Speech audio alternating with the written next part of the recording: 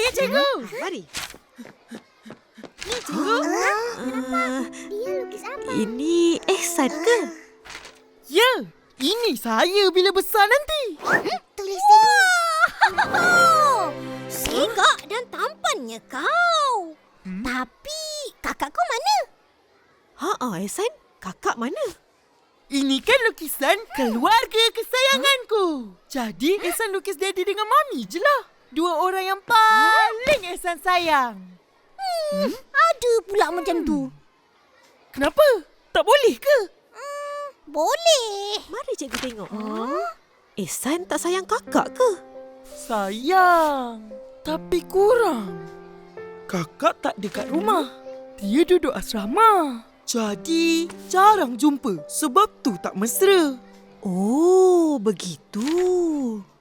Sam, kau mesti lagi sayang Daddy dari Mami kan? Kenapa pula? Yelah, kau kan intan payung Daddy. Mana ada?